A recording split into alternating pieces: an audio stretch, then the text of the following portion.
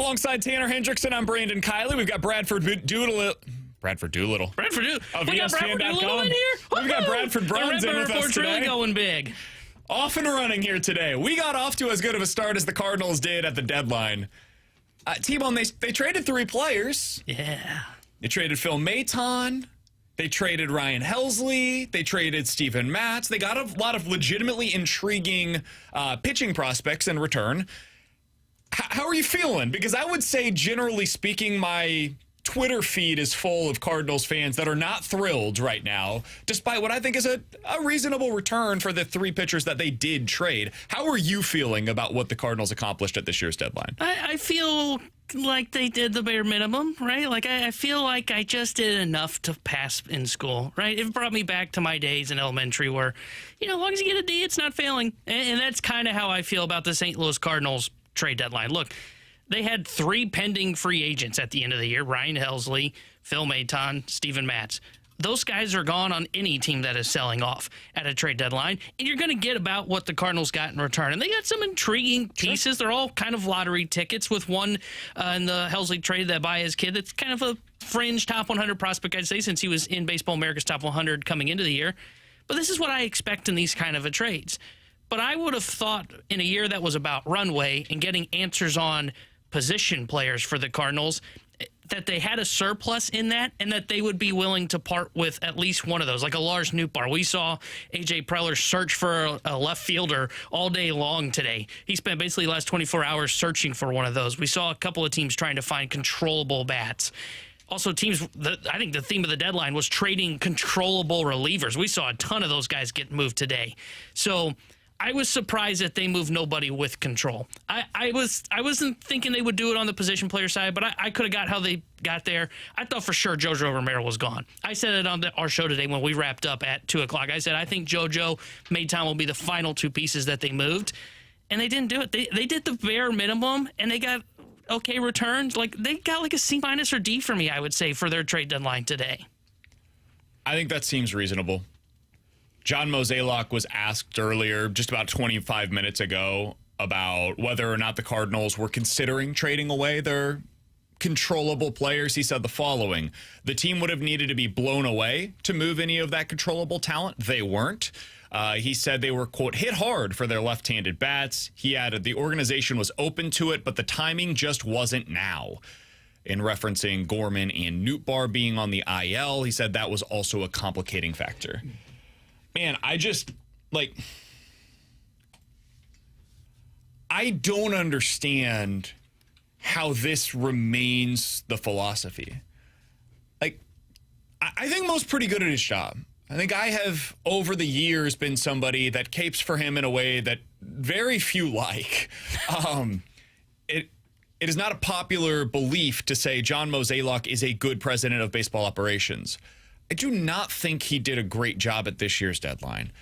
And what I have a fear of, and this is something that I brought up today on the show, T-Bone, is what if it's not just him? What if this is also the way that Chaim Bloom is going to operate, where they wait and wait and wait and wait, and eventually, man, you've extracted all of that value and there's really no value left?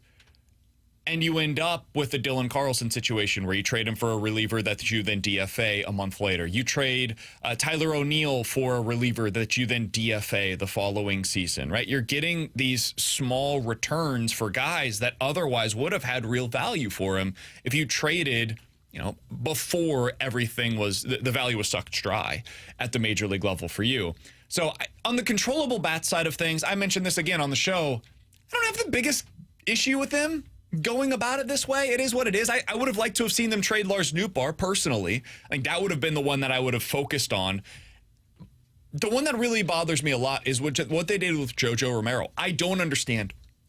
I don't think you needed to be blown away for JoJo Romero. I don't think his value will ever be higher than it was today. And if you're sticking it out for like maximum peak value and you think you didn't quite get there today, man, like, when is that coming? You think that's going to be in the offseason when teams can go to the market and they can go find free agent relievers galore, including a guy like Phil Maton, who you can wait until April, or March, I guess, the way that the Cardinals did, and give him $2 million?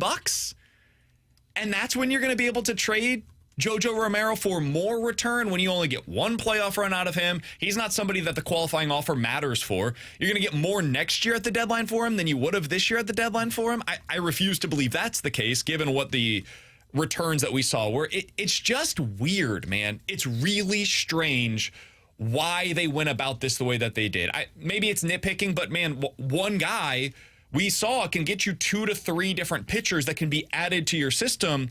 And one of the things that I think goes underrated about some of these teams that consistently are churning through their talent, teams like the Rays, for example, a place that Chaim Bloom had some experience with, they are constantly trading 1 for 3, 1 for 3, 1 for 3 to trade one starter at the major league level or one reliever at the major league level for 3 interesting arms at the minor league level. And when you do that over time, it's a force multiplier. If you trade 5 pitchers at the major league level and you get 3 pitchers in return for each of them, you get 15 pitchers that you're now able to work with. If you go by the percentage that we talked earlier today, 20% of these guys work out. Well, you're talking about 2 or 3 of those guys working out for you at the major league level. That's how you get the odds in your favor. When you refuse to do this with as many pitchers as you possibly can, you put the odds against your favor. Just a weird way to go about it today. So I'm with you. D+, C-. That's the way that I would categorize their deadline as well. And I think your point on JoJo Romero is excellent. I mean, look at bullpen arms in general. I'll start with in general. It is such a volatile industry. It is why we just saw, and you see it every year at the trade deadline, people go crazy for them and give up hauls for bullpen arms, and especially now when teams are willing to part with guys that have control. Because what is the number one thing that teams use in the postseason? It is their bullpen. Their starters are typically 4, 5, and dive, even their best starters, and then they will turn to their bullpen and they will try. They will try and make the game as short as possible. And that's why you look at like the Mets, for example. They've got like 4 or 5 high leverage arms in that bullpen going into October because they know that's the most important part. So somebody would have probably paid for a left-handed specialist like JoJo Romero that gets lefties out, does pretty well against righties. But the other thing that I would add to this, to your point on, hey, like his value is not going to be any higher. I 100% agree with that because, one, we saw what the price is for rentals at this year's deadline. It's fine. And we don't know if JoJo's going to be the same guy next year. Look at the beginning of the year for JoJo Romero. JoJo Romero had a fine beginning of the year, but it was nothing special. Like, you could look at his Baseball Savant page, and there was a lot of blue, and I was thinking, like, okay, are we starting to see kind of the end of JoJo Romero? Like, his stuff's not as crisp, and he unlocked it when he went to Topgolf later on in the year, and that's when he's taken off, and maybe that sustains going into next year. And if you are a seller going into next year's deadline, which is my anticipation, then okay, now you can get a return. But again, it's not as good as what it's going to be this year because a team that acquires him this year gets him for 2 October runs. And what I don't understand about the Cardinals, because I don't see where their plan is going, and this is thinking big picture with them. Do you really believe you're going to be in this race next year? Is that why you held on to JoJo? Because thinking back to the 2023 trade deadline today, because I heard some people saying, like, oh, they should have traded Ryan Helsley a lot sooner than they did. You know, if they would have sold him in that 2023 sell-off, they would have gotten a better return, which is true. They would have gotten a better return for Helsley. But I also believe they had a chance to compete in 2024, right? We said they need to add to their rotation. Maybe they can get back in this. And to their credit, they were in the race a little bit for 2024. I don't think they're in the same spot as they were from 2023. It is hard for me to picture the path for them to get back to contention for 2026, which makes it that more puzzling why they've decided to hold on to these pieces that are controllable, and especially JoJo Romero. He's the one that stands out the most. I would throw Newt Barr into the list, but if there was some complicating factors there with the injury, I mean, they traded Tommy Edman last year with an injury. They traded Harrison Bader with the injury, so that falls a little bit on deaf ears for me, to be totally honest with you. Like, it's hard for me to say, okay, yeah, for sure. I mean, Shane Bieber was traded at the deadline. He's rehabbing right now from Tommy John surgery. He has not made a start yet at the big league level. He was dealt for a decent package. Shelby Miller got traded. Yeah, I don't know that I really buy it, to be totally honest with you. I don't think that was the factor that really held them back. I'm sure there was something. Maybe the offers just weren't there, and teams... He is somebody that maybe you believe will have more value in the offseason. That's possible. Teams have open spots in their outfield. They don't want to go to the free agency market to get that outfielder because they cost more. Okay. JoJo just, I don't understand it. Again, I'm not asking for them to get this huge return. You can get a return for JoJo Romero right now that makes fans happy, that I would imagine makes the organization pretty happy, and that makes your team better for the future. It's baffling to me. I really struggle with this one. I don't understand it at all. 314-399-9646. That's the Air Comfort Service text line to get involved in the show. Appreciate you guys all tuning in. We have a YouTube chat off and running. YouTube.com/101 ESPN STL. This is the Redbird Report. T-Bone and I do this each and every week on 101 ESPN's YouTube page. So if you ever want to check it out, it is typically a podcast. Tonight we're doing it live for you guys on the radio in reaction to the Cardinals deadline today. Do want to hear from you via the mic drop feature. Mic drop features on the 101 ESPN app. What was your reaction to the Cardinals deadline today? We kind of gave you big picture thoughts on where we were at. Both of us were underwhelmed, I think it's fair to describe our reaction to today's deadline, considering they did the absolute bare minimum that they needed to do today. Do want to talk a little bit more about some of the returns that they were able to get. What can we learn about what the Cardinals are going to be prioritizing with the next generation of Cardinals pitchers based on what they had targeted this year at the trade deadline? We'll talk about that coming up next here on the Redbird Report on 101 ESPN.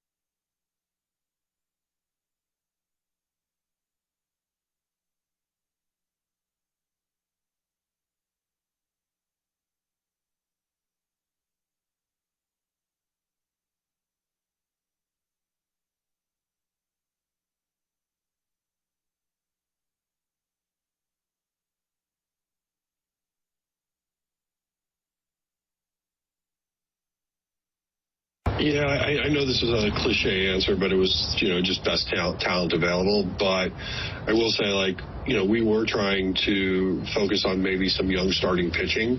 But as you can tell, that was not really our highest level of return. And really it just came down to the potential suitors that we were speaking with. And so we tried to navigate it as best we could, but we ultimately ended up with just deciding to go with the players that we thought had the highest upside. That was John Mozeliak just a little bit ago, speaking to the media alongside Tanner Hendrickson. I'm Brandon Kiley. You've got the Redbird Report here on 101 ESPN. Normally a podcast over on the 101 ESPN YouTube channel, youtube.com/101 ESPN STL. Today we're doing it live on 101 ESPN and on YouTube. Again, at youtube.com/101 ESPN STL. T-Bone, I liked the returns that they got. I think that is something that maybe gets a little lost in translation here. I didn't think they did a bad job with what they were able to acquire. I mean, you look at the Ryan Helsley deal. I know there's been some, I would say that one is most polarizing because he's the biggest player that you were able to move on the market. And I think people see some of the returns that other teams got for controllable closers, like, man, you didn't get as much as them. True, I agree. The Cardinals did not get as much in return for Ryan Helsley as like the Twins got for Duran, or what the San Francisco Giants were just able to get for their version of Duran. They did not get that, but they got a pretty good return of a guy that was a top 100 prospect coming into the season who has some upside.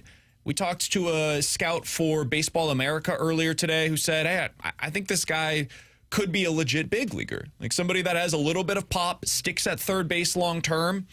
He could really help the Cardinals down the road. Maybe he could be similar to a Thomas Saggese in terms of what his prospect pedigree could be long term. They also got some interesting pitchers in that one as well.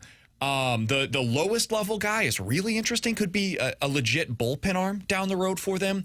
I think the guys that they got in return for Phil Maton are pretty interesting. One of them is a very close to major league level ready reliever who has serious walk issues, has no idea where the ball is going right now, but strikeout stuff is there. Velo is like hovering around 100 miles an hour. Cool, I'm into that.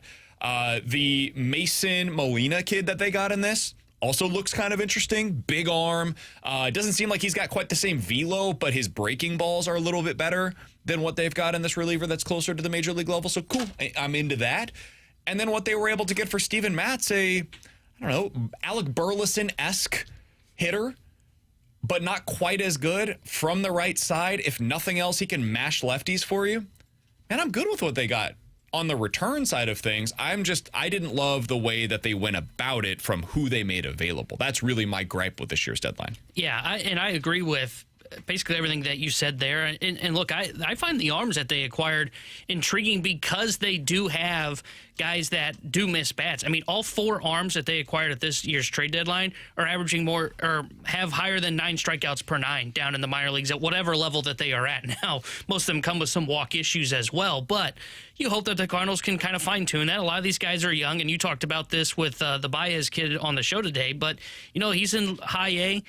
Those are typically the guys, the younger they are, that's a wider range of outcomes. Maybe end up getting better than what you expected by a lot. Maybe he ends up just flaming out. But I don't mind the way that they decided to go about this in acquiring these pieces. And I love the arms that have the strikeout stuff, the big fastballs, as you had mentioned. And then you've got this kid in Baez that they acquired in the Helsley trade that seems intriguing. We'll see what he looks like here in the Cardinals system over the next 2 years. He's probably 3 years away at best. But if he becomes a good big leaguer, as you mentioned, our Baseball America analyst said today on our show, that's a win for the St. Louis Cardinals.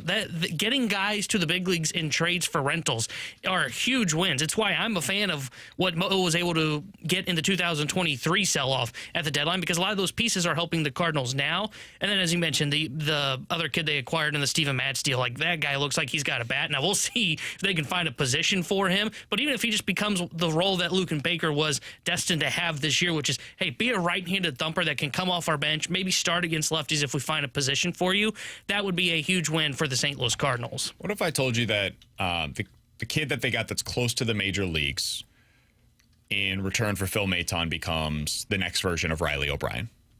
Takes a couple of years. Early on, maybe there's some ups and downs, but he's a late bloomer and he eventually becomes a reliever that has some big stuff, walk issues at times, gets you through a couple of seasons as a leverage arm, like a bridge arm to your back end of the bullpen guys. Pretty good return, right? Like just that for Phil Maton, I think is a success. And then you throw in a legit, like, hey, this guy's got a little bit of upside, maybe back end of the rotation type of a starter down the road, on top of a reliever that's close. Great. And that's really, T-Bone, what gets me frustrated on the JoJo Romero side of things. What if you could have had 2 of those returns? Mm-hmm. I'm not talking about you're getting better for 2026 necessarily, because I don't think this team is close now.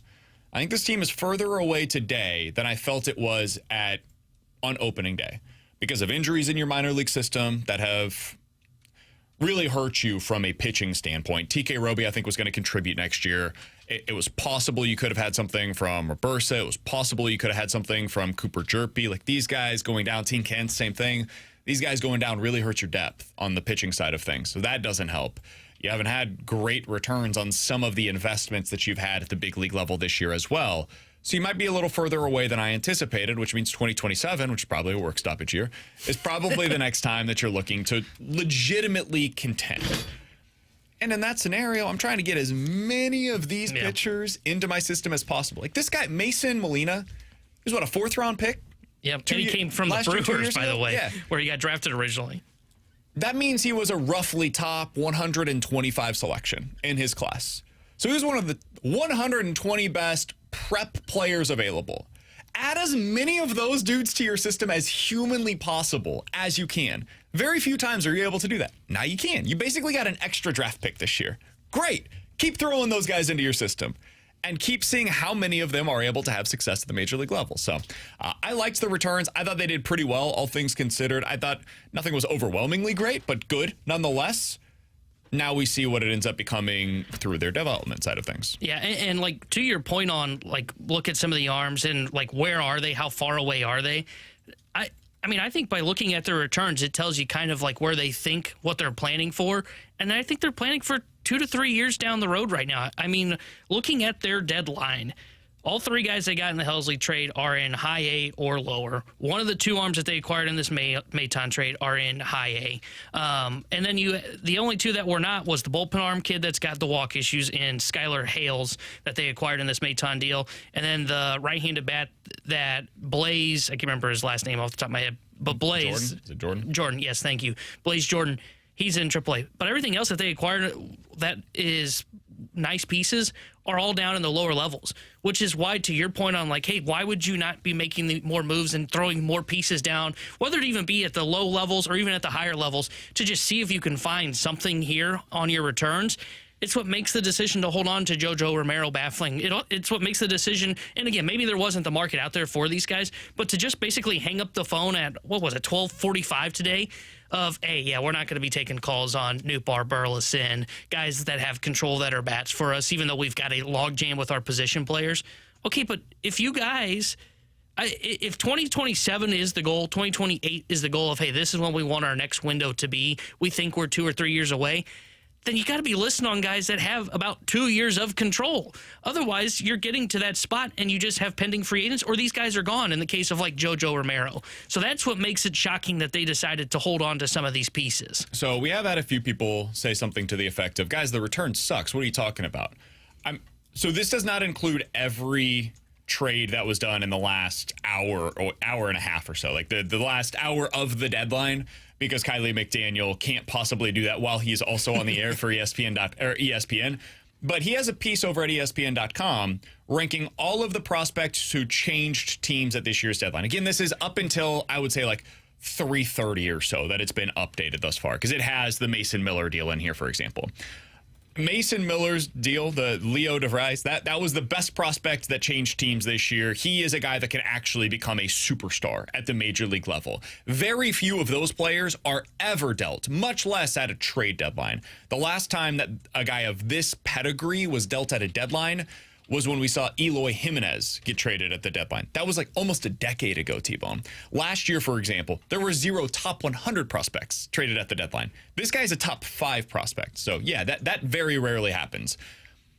the list of prospects that, according to his rankings, Kylie McDaniel, previously in a front office, now working for ESPN.com, does this for a living. The list of prospects that are better than the top prospects the Cardinals acquired this year at the deadline is 3 names long. 3.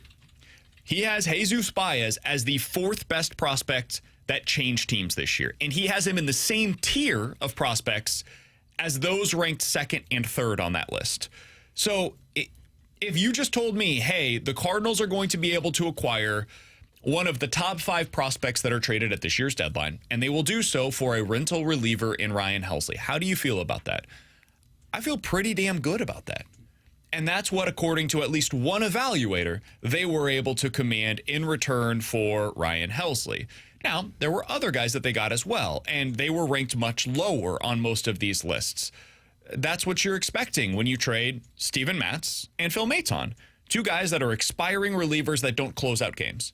So they got lottery tickets, and we'll see if they're able to cash him out. But the big guy that they had to trade this year was Ryan Helsley, and they got a pretty darn good return, according to at least one evaluator. Yeah, and I would have hoped that they would have had a guy that finishes in the top 5 on their return from the Helsley trade. So I'm glad to see that they were able to do that. But like you look at the guys that did finish ahead of him were in the deals for the relievers that had control. Correct. So I thought they were going to get, at minimum, probably the best piece or one of the best pieces in return at this year's deadline, because I was not expecting the other bullpen arms with control to get moved. Like, I was not expecting Mason Miller, Duran to get moved in these trades, because they're always bandied about as, oh, well, they could be available, and then they never move. This was like the rare deadline where multiple relievers with control ended up getting traded. It never happens, and this year it did. When I see that, I go, okay, so they did pretty well to just get one of those prospects. And he may not work out for the Cardinals, but at least like I can look at it and go, okay, at least there's some excitement to it. Now, don't ask Keith Laws if he's excited about it, but ask somebody if they're excited about it. And there are some that are, like Kylie McDaniel that says that. So that's what they needed to do. I was hoping it'd be more on the pitching side of things, that they would get an arm that was closer towards the big leagues to help them out. But I think, again, it came down to they decided, hey, we've got to get what's best. Teams aren't going to offer up as many great high-end pitching prospects, especially for a rental reliever. So let's settle on a guy that can potentially be a big leaguer for us. And just because you acquire this name, and I don't think we've brought this up yet, just because you acquire all these pieces at the deadline, these guys aren't all going to be Cardinals, and they aren't going to be in the Cardinals system potentially, I hope, maybe, for the entirety of their career. They can use these guys as assets to go out and try and piece together trades, whether that is this offseason in 2026 or in 2027. Maybe they become buyers by 2028, and some of these low-A guys are now up at the AAA level and become more intriguing. These aren't just pieces that you look and go, okay, well, I guess we have to try and develop these. No, that's the hope. You end up hitting on some of these guys. But that doesn't necessarily mean it's hitting and getting them to the big leagues. It's hitting and making sure you capitalize when they get to a higher point in their value. This is just one example. There are many of them that you could go to and pinpoint. But as an example of what you're talking about, the Milwaukee Brewers a few years ago traded Josh Hader at the trade deadline. One of the key pieces in return for that deal was then flipped the following offseason, and he was a big part of the deal that allowed them to acquire William Contreras, who has since been one of the best players on the Brewers while they've been in contention in the NL Central every single season. So, yeah, like Jesus Baez might be here for the next 2 months and then he's traded in the offseason. That's entirely possible. Or maybe Jesus Baez is here for the next 10 years and his presence allows them to trade Thomas Ajacey this offseason. Or maybe Thomas Ajacey is here, Nolan Gorman is traded, Jesus Baez is traded, and then that allows you to still have an answer at that position despite trading away multiple options that were there. Same thing could be true on the pitching side of things, right? Maybe the presence of these new arms in their system allows them to flip some of their current prospects in their system for somebody else. You're backlogging, right? You're allowing yourself more outs, and these are just assets that you can use in a number of different ways. Do want to hear from you guys. If you haven't done so already, check out the mic drop feature on the 101 ESPN app. How are you feeling about what the Cardinals did do and what they didn't do at this year's trade deadline? Let's start out with David. I don't even know what this means. The timing isn't right. The timing's not right. We were hit hard for them. A lot of teams called for our young hitters, for Lars Nootbaar and Donovan and Burleson. But the timing, the hottest trade deadline in 5 years. Players are flip-flopping across the globe. But our timing. It's my last year as Popo. There's no more time left, but the timing isn't right. We're in full rebuild. There's no future. Where's the light at the end of the tunnel? I don't know. I don't see it. But the timing, it just isn't there. Here's the truth. And it goes all the way back to the same topic. And it won't end just because this is the man's last deadline. The Cardinals continue to overvalue what they have. They overvalue their own players. Gun-shy Mo can't even pull the trigger on his last day at work. It's a shame. It's a shame. It's a pity. The timing isn't right. I know what time it is. It's time for you to go. Well done, David. I think there's a lot of truth to that. For people that aren't familiar with the comment that he's referencing here, because maybe you haven't spent as much time on Twitter as all of us have here on this room, or as David clearly has as well. Here's what he's referencing. This is the comment from John Mozeliak just a little bit ago, about an hour ago now, with the media, when asked about why they decided not to trade their controllable bats. Go ahead and take a listen. I will say we got hit a lot on our left-handed hitters, but none of the types of offers we were getting for those players were compelling for us to do it.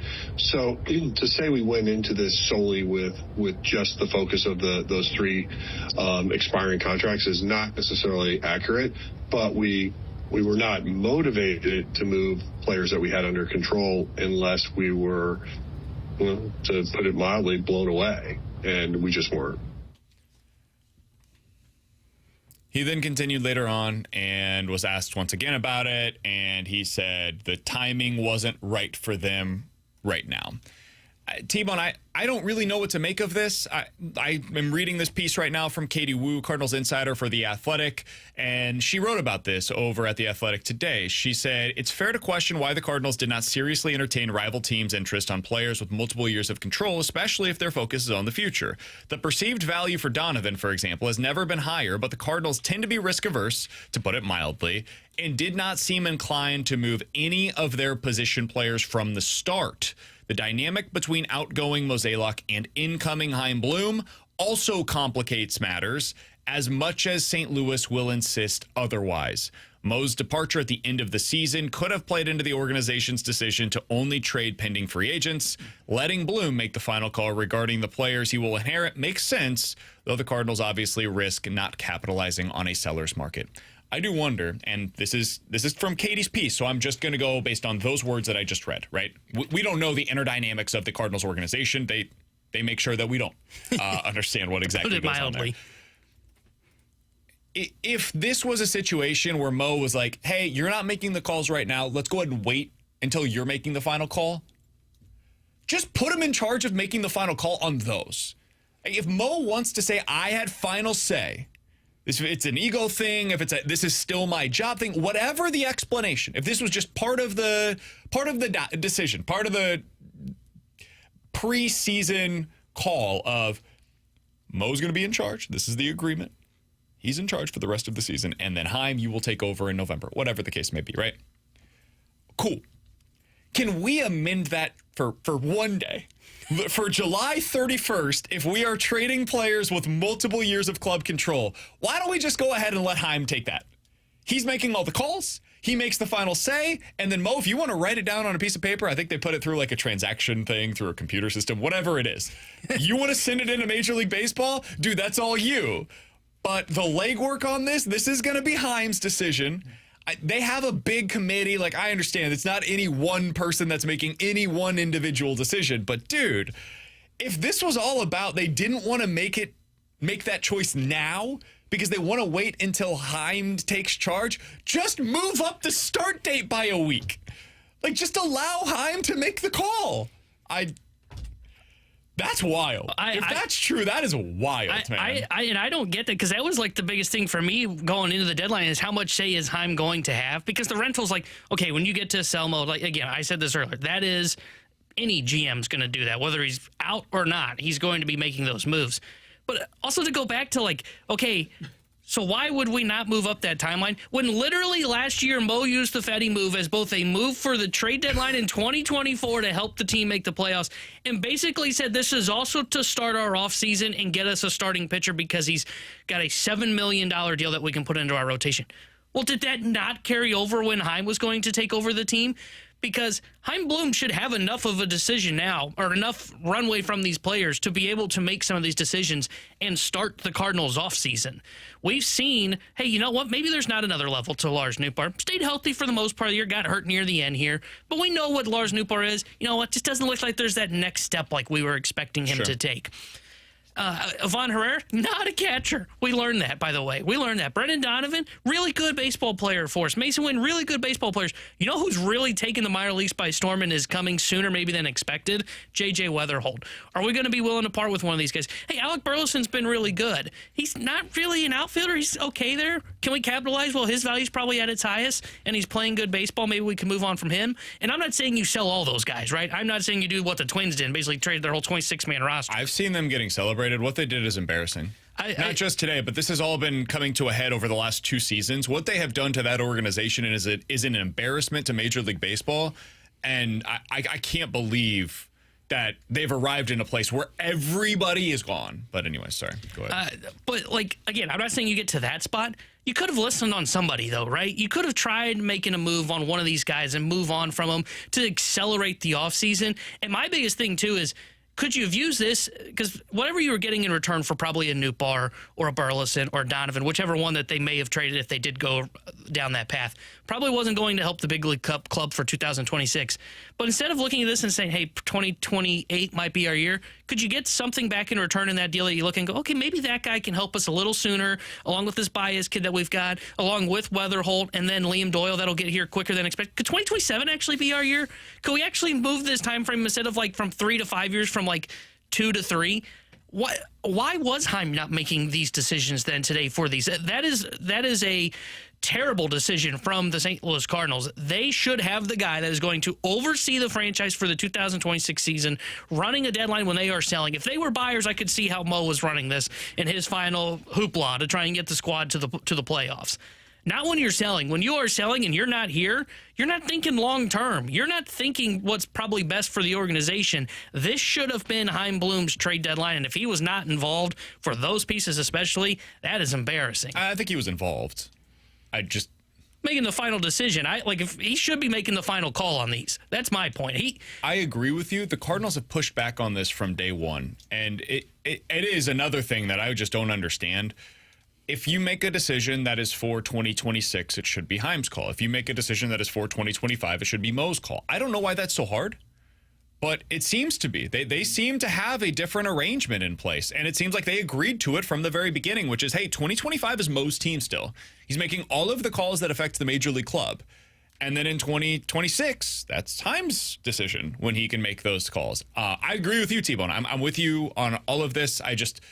They push back against all of these notions that it should be Chaim's decision. They also push back against the notion that any one individual makes a call. They'll basically tell you, like, hey, we're all kind of in this together. We're making a group effort, and then one person kind of makes the final decision on stuff, right? But, oh, boy. I wonder if Mo feels today the way that he did after he traded Paul Goldschmidt. Because he's probably thinking to himself, man, we did a pretty good job. We traded our rental relievers. We didn't get overwhelmed for anything, and so we're like, you know what? We'll hold this powder dry. I'll allow Chaim Bloom to do this in the offseason. This is not me caping for him, just to be clear. I feel like I did a pretty good job this year at the deadline. I sold what I needed to sell. Chaim's got a bunch of stuff in the offseason that he can still unload. I think we're going to be decent the rest of the year. Like, we'll still be in it. Might even go, above 500. Make sure that we only have that 1 year of below 500 on my resume still. That's all very much in play. And then he gets to see some of these comments, and he probably heard some of the lines of questioning. He's like, wait, people wanted us to do a whole lot more? Like, they were looking for more? It reminds me a lot of when they acquired Paul Goldschmidt, and he comes out, he's like, man, we acquired Paul Goldschmidt. Celebration, right? Like, let's do it. And then the immediate reaction was more. Yeah. More. That is not enough. More. Go out there and at Bryce Harper. More. Like, go do something else. And I think that is basically where I feel today the Cardinals should have gone, which is, yes, you did your job. The bare minimum of what you could have done at the trade deadline, you accomplished all of it. And I think you did pretty well with it. You did not accomplish anything that I would say, man, great job. You went out there and really went above and beyond today. And there were things that you left on the table where it's like, man, there is value that is being left on the table right now. And you're willingly doing this. And when you do that enough, any one decision doesn't come back to bite you normally, right? In baseball, there are so many decisions that are made over time that any one choice that you maybe get a little bit wrong, it's all good. You can make that up over time. When you continue to rack up those small decisions over time and you continue to leave value on the table, or you fail to utilize one market, for example, the international market, the way that the Cardinals have in previous seasons. They have not had much success in that market. Or the trade market. Cardinals have made the second fewest trades in Major League Baseball over the last 5 seasons. When that's the case, over time, that starts to add up, man. Yeah, it adds up, and it adds up quickly on you, too, to where you get kind of caught. And I think this deadline's going to summarize the Mo era. I would say the second half of the Mo era. Definitely.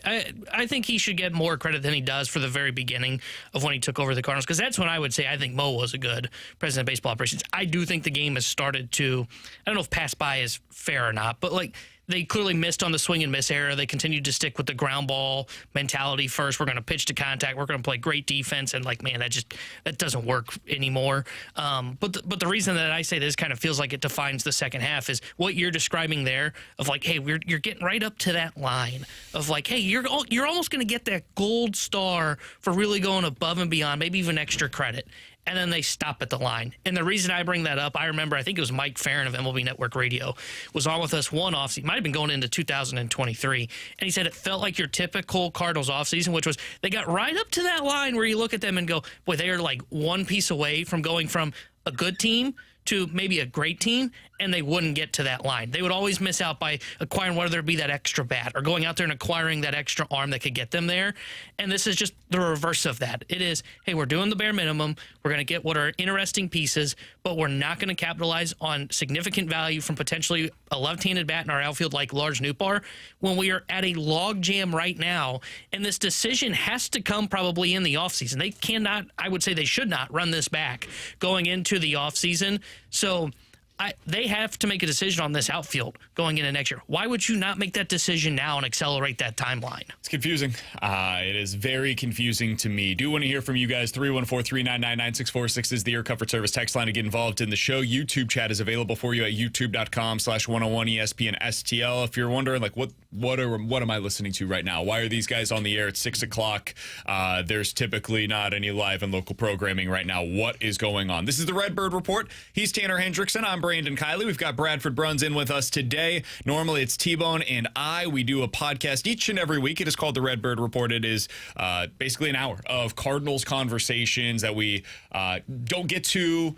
We expand a little bit more. We've got more time to kind of freelance on this show compared to what we do on a typical day over on BK and Ferrario. So if you're interested, if you like it, subscribe to the podcast. Check us out on YouTube as well at youtube.com/101ESPN STL. Coming up next, I do want to hear from you guys. We'll get some of your questions. If you guys have any of those, 314-399-9646 or the mic drop feature on the 101 ESPN app. Third place that you can find us is over on YouTube at youtube.com/101ESPN STL. We'll answer your questions, wrap things up for the Redbird Report next year on 101 ESPN.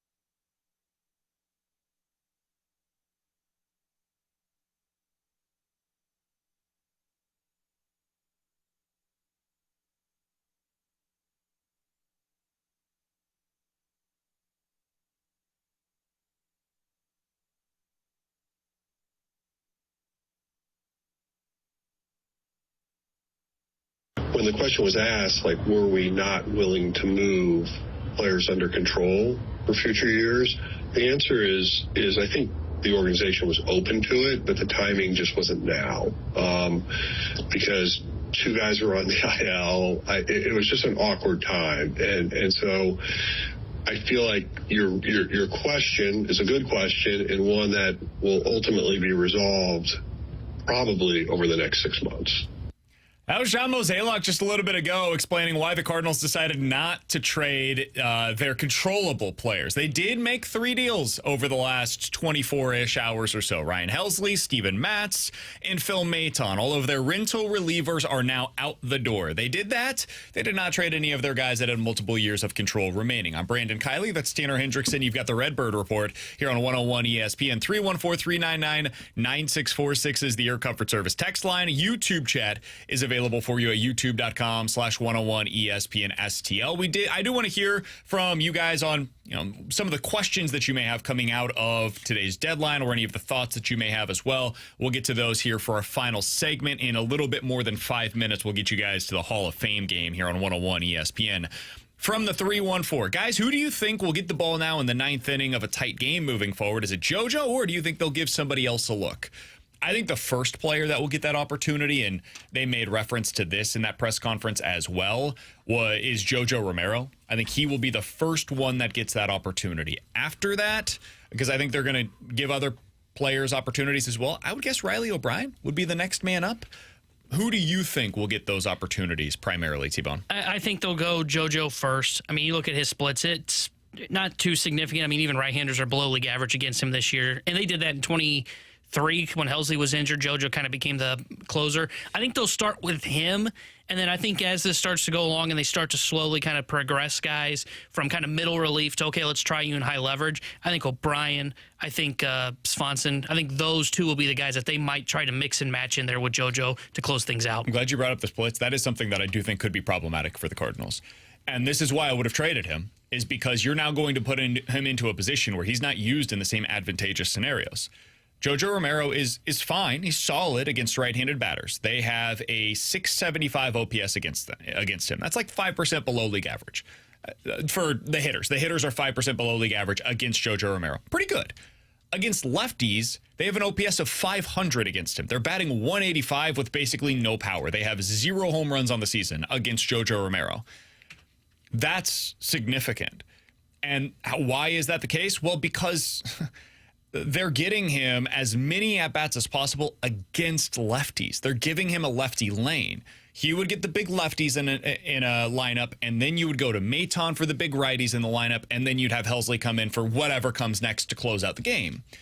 Now you're going to have him in whatever is coming up. That may mean the next 4 bats that JoJo Romero sees in the 9th inning are all right-handed hitters.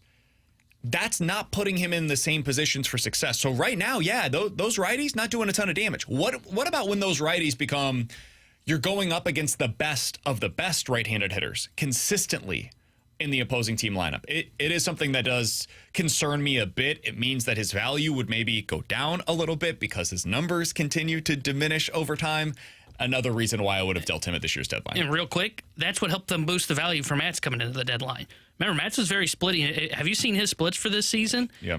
Lefties, 442 OPS, righties, 814 OPS. They were able to really make him a higher leverage left-handed arm for this deadline. Yep. 314-399-9646 is the Air Comfort Service text line from the 314. Guys, what about if the Cardinals could have traded Maton or JoJo with a catching prospect for Taj Bradley? Do you think that would have been something that would have interested you? Yeah, I would have loved Taj Bradley. You're not getting him for Maton or JoJo Romero.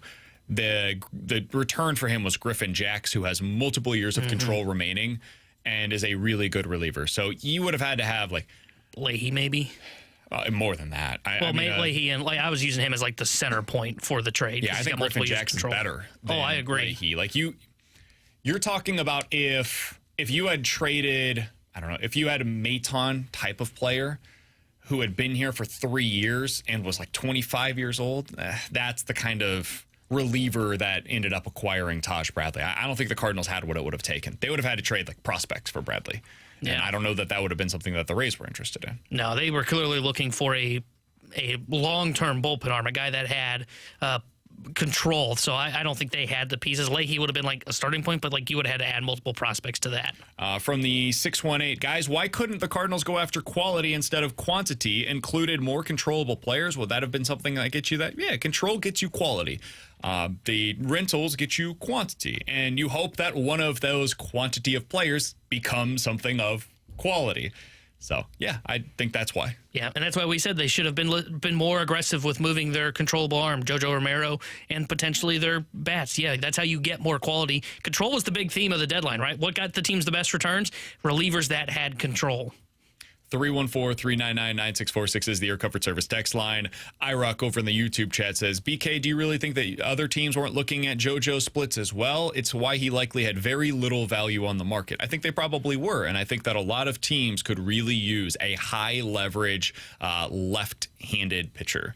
So JoJo Romero definitely had value out there. I don't know what it was, but could he have been able to net you something similar to what you got for Phil Maton? I have to imagine. Somebody from the 718, when will they cancel your show? I have to turn off the radio when I hear you. Hopefully no time soon. I do enjoy getting these paychecks from 101 ESPN, and I hope that all of you enjoyed this show as well. He's Tanner Hendrickson. That is Bradford Bruns, who did a fantastic job for us on the ones and twos today. This has been the Redbird Report on 101 ESPN. If you're not familiar with us, be sure to check us out. You can find us on YouTube at youtube.com/101 ESPN STL. It would mean the world to us if you guys would also subscribe to the podcast. You can find that on your Apple feed, Spotify, wherever it is that you get your podcast. I promise you, we are there for you. And if we're not, shoot me a tweet at BK Sports Talk, and I will do everything that we can to make sure that we get there for you. For Tanner Hendrickson and Bradford Bruns, I'm Brandon Kiley. Happy deadline day, everybody. We will talk to you guys next week on the Redbird Report. See ya.